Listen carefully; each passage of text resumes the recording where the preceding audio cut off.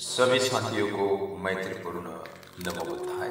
आज फिर एक नए वीडियो के साथ आपसे मिल रहा हूँ। आज का विषय है एक कथा।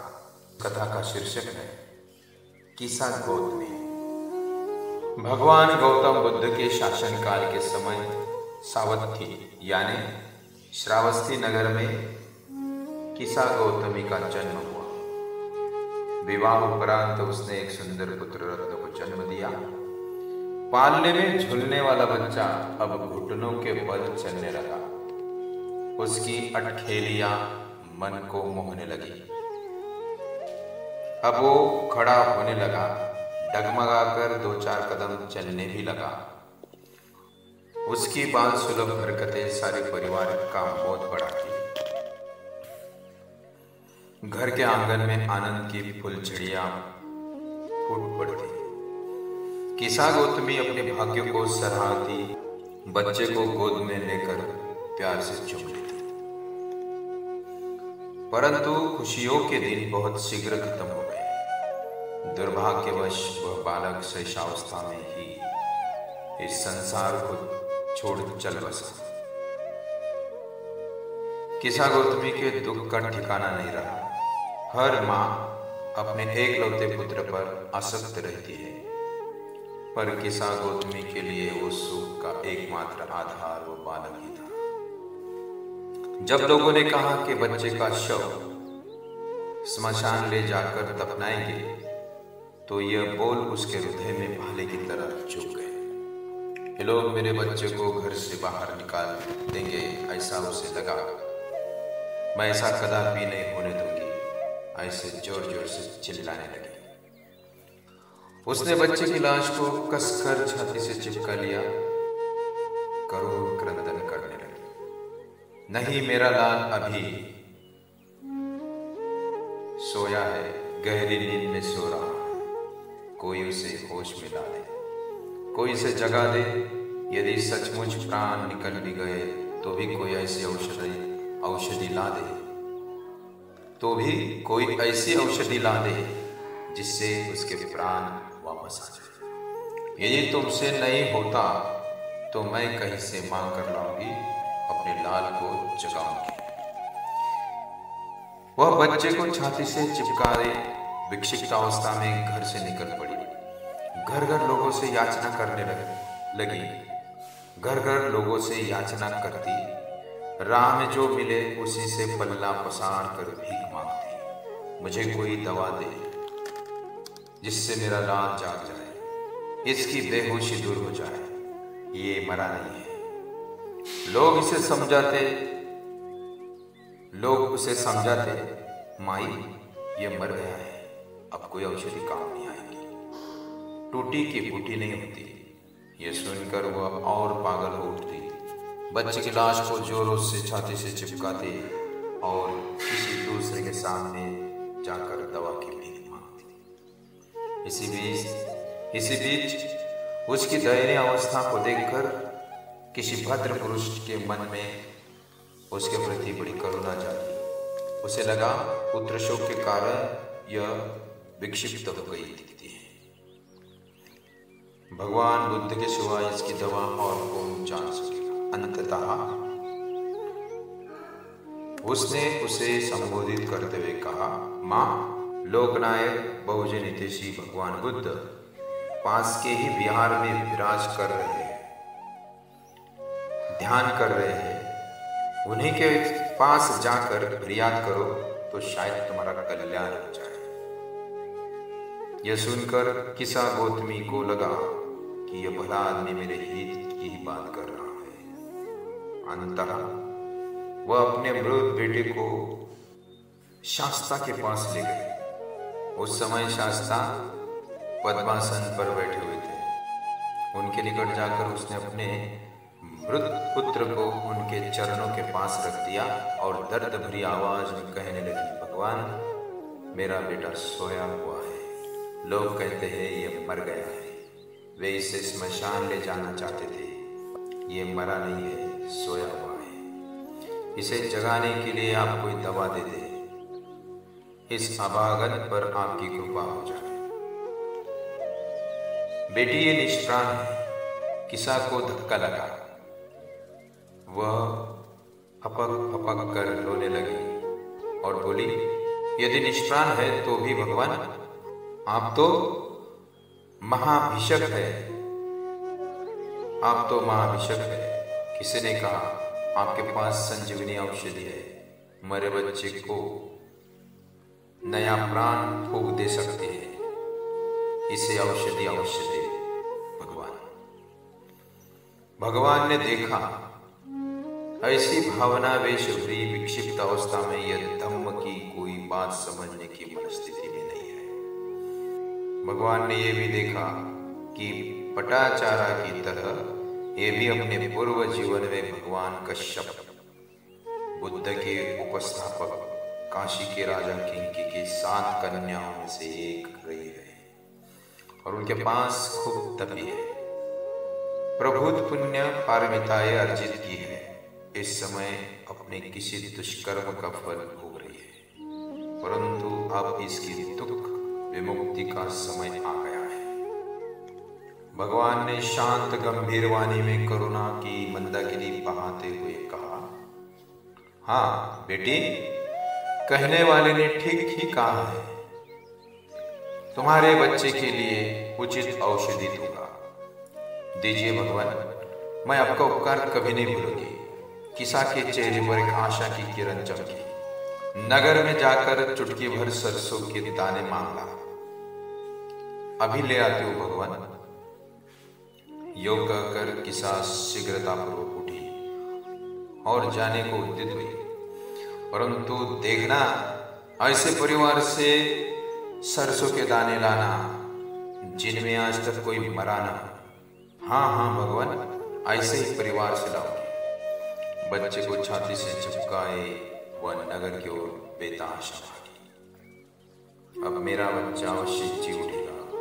जो पहला घर दिखा वही जाकर उसने अपनी दुखद कहानी सुनाई और चुटकी भर सरसों के दाने मांगे। घर वालों ने सहानुभूति पूर्वक कहा, माई तेरा लाल जी उठे, चुटकी भर क्यों, चाहे तो मन भर सरसों ले जा, परंतु तुम्हारी यहाँ कोई मरा तो नहीं। ये सुनकर घर वालों का मुंह उतर गया। मरा कैसे नहीं माई, हमारे परिवार में तो अनेक मरे हैं। यो एक घर चुटकी भर सरसों की भीख मांगती हुई किसा गौतमी नगर के मोहल्ले मोहल्ले में गली गली में भटकती रही। उसे एक भी घर ऐसा नहीं मिला, परिवार नहीं मिला जिसमें कोई मरा न। दिन भर की थकी मांदी शाम होते होते होश में आ गई। बात समझ में आ गई। घर घर में लोग मरते हैं, बच्चे, जवान, बूढ़े, नर नारी।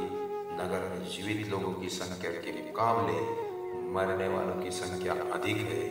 यहाँ इतने सारे लोग अपने अपने प्रियजनों के मरने पर मेरी तरह पागल नहीं हो उठे। मरना जीना किसी के बस की बात नहीं है। भगवान ने यह सत्य समझाने के लिए ही मुझे चुटकी भर सरसों के दाने लाने को कहा था। बात तो बहुत साधारण थी, केवल चुटकी भर दानों की मांग, परंतु उसे उस दुखियारी के हृदय में धम्म की चेतना जगाने के लिए प्रेरणा का पर्याप्त कारण बन गई। उसका होश लौट आया। होश जागते ही बच्चे की लाश दफनाने के लिए छुड़ी और जेतवन विहार में भगवान के पास आश्रय लेने के लिए चली गई।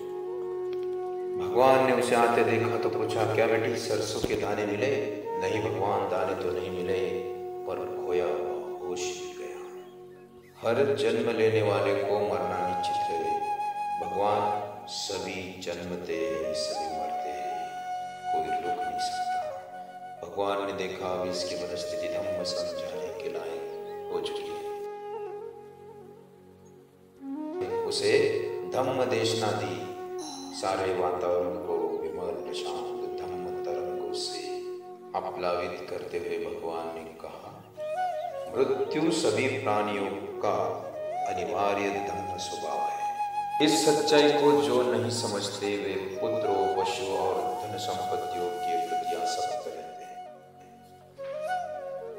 मोह मूढ़ता में बेहोश रहते हैं और जन्म जन्मांतरों तक बार बार मृत्यु के चंगुल में पड़ते रहते हैं। जैसे सोए हुए गांव को कोई बड़ी बाढ़ बहा लेकर जाए, वैसे ही पुत्र और पशु के नशे में धुत आसक्त चित्त व्यक्ति को मृत्यु पकड़ कर ले जाती है। कोई इस मोह निद्रा से जागे, अपने भीतर अनित्य बोध जगाए, उदय व्यय का दर्शन करे, तो ही जन्म जन्मांतरों के मृत्यु दुख से सदा के लिए मुक्त हो सकता है। 100 वर्षों तक बिना पंचस्कंध के उदय व्यय का दर्शन किए जीने की अपेक्षा उदय व्यय का दर्शन करते हुए केवल एक दिन का जीवन ही अधिक श्रेष्ठ है। श्रेष्ठ करें। महाकारुणिक की धम्मवाणी का अमृत रस कानों में पढ़ते पढ़ते किसा गौतमी का अनेक जन्मों का संग्रहित पुण्य फल जाग उठा। शरीर के अणुओं में धम्म चेतना जगी, वो एकाग्र चित्त हुई, स्वमुखी हुई, अंतर्मुखी हुई। उदय वेव इस अनित्य धर्म का अपने भीतर सम्यक दर्शन हुआ। उदय वेव का दर्शन करते करते उत्पाद अवरोध का दर्शन हुआ। विरज विमान धम्म चक्षु खुले, विरज विमान धम्म चक्षु खुले और चंद क्षणों के लिए वही उसी अवस्था में निर्वाण का साक्षात्कार हुआ। किसा गौतमी धन्य हुई, सोतापन्न अवस्था में प्रतिष्ठित हुई, नितांत दुख विमुक्त के मार्ग पर प्रतिष्ठित हुई, नितांत दुख विमुक्ति के मार्ग पर प्रतिष्ठित हुई। श्रद्धा और कृतज्ञता विभोर हो उसने भगवान से प्रवृत्ति की याचना की। भगवान ने अनुमति दी। किसा गौतमी ने आदरपूर्वक भगवान की 3 बार प्रदक्षिणा की, उन्हें नमस्कार किया और भिक्षुणी बिहार में जाकर उसकी प्रवचन ग्रहण की। एक दिन किसा गौतमी उपसद गृह में दीपक जलाती हुई उसने लोक को जलता देखकर संसार की उत्पत्ति एवं विनाश का चिंतन मनन करने लगी। उस समय भगवान की गंध कुटी में बैठे हुए उसके चित्त की प्रवृत्ति को जान उसके सामने बैठे के समान यह कहा, गौतमी, ये प्राणी दीपक की लौ के समान उत्पन्न होते और नष्ट हो जाते हैं, केवल निर्वाण प्राप्त ही दिखाई नहीं देते।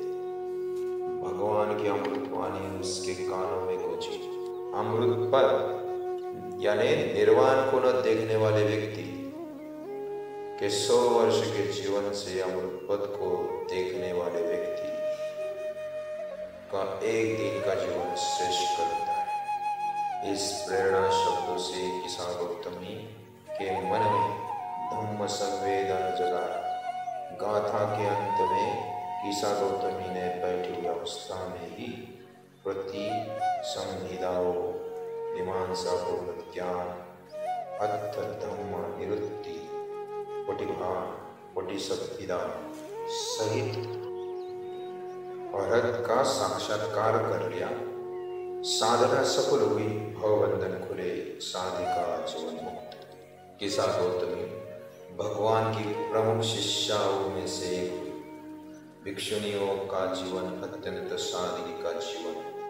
उन भिक्षुणियों में भी सबसे अधिक सादगी का जीवन जीने वाली किसा गौतमी को भगवान ने मोटे जीवन धारण करने वाली में अग्रभूमि का पद प्रदान किया। परम भिक्षुणी किसा गौतमी ने अपना शेष जीवन लोक सेवा में बिताया। इस तरह किसा गौतमी का जीवन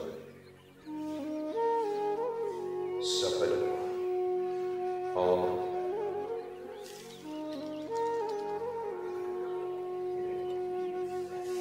अंत में किसा गौतमी निर्वाण पद को प्राप्त हुई। नमो बुद्धाय, नमो धम्माय, नमो संघाय, भवतु सर्वमंगल। नमो प्रियदर्शी सम्राट, जय भीम, जय रघुवर। साथियों, आज का विषय कैसा है? कुछ सुझाव हो तो जरूर बताएं और अभी तक सब्सक्राइब नहीं किया हो तो इस चैनल को सब्सक्राइब करके बेल का बटन अवश्य दबाएं और सहयोग बढ़ाएं। धन्यवाद। साधु।